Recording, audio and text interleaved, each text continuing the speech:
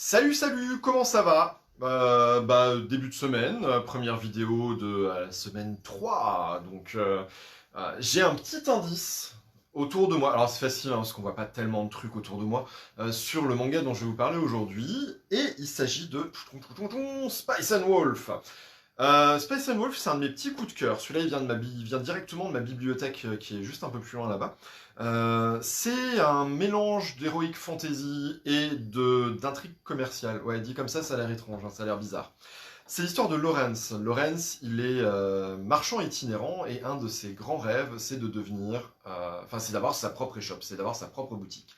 Ça se passe dans un univers qui ressemble beaucoup à notre Moyen Âge à nous, hein, avec des petites touches de fantastique. Et il va de village en village pour essayer de jouer sur le cours des marchandises avec lesquelles il travaille et faire son beurre et faire des économies pour pouvoir ouvrir cette boutique. Un jour, au cours de ses pérégrinations, il s'arrête dans un petit village où il y a une fête de la récolte, une fête de la moisson. On l'invite à dormir dans la grange, il le fait avec joie. Et le lendemain, au moment de faire sa pause repas après être reparti de ce bled, il se rend compte qu'il a une passagère clandestine. Cette jeune fille, enfin jeune, compliqué, fille, pas vraiment non plus en fait.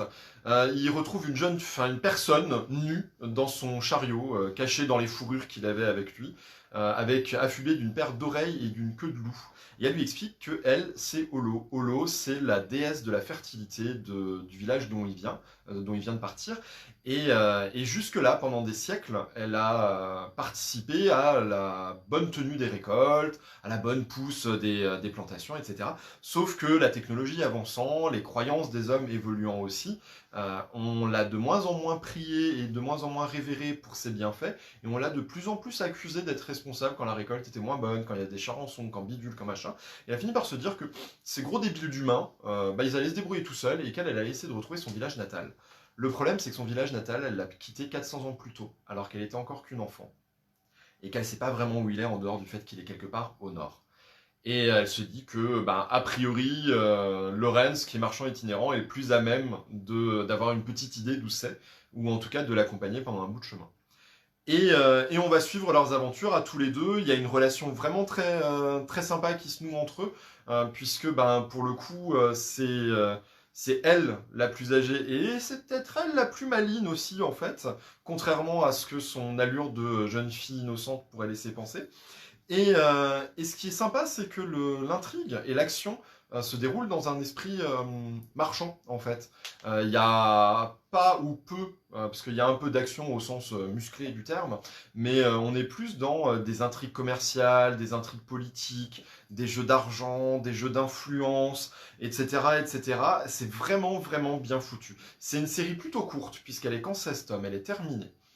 Il existe des romans, hein, puisque à la base c'est un light novel. Il existe aussi un animé. Et pour les plus curieux, le light novel a une suite qui se passe donc après l'histoire. Mais je peux pas trop vous en parler, sinon je vais vous spoiler salement l'histoire. Donc c'est Spice and Wolf, c'est un dessin plutôt très joli, plutôt soigné, avec un univers qui est vraiment chouette et vraiment touchant. Voilà, ce sont des petites choses comme ça. Et c'est un de mes titres coup de cœur, c'est un de mes petits chouchous dans la bibliothèque. Voilà, donc ça c'était un petit peu la présentation du manga du jour. Sinon j'espère que vous allez tous très bien. J'espère que la semaine se passera bien pour vous et que vous êtes en pleine forme et en pleine santé. Je vous fais de gros bisous et je vous dis à demain. Ciao ciao.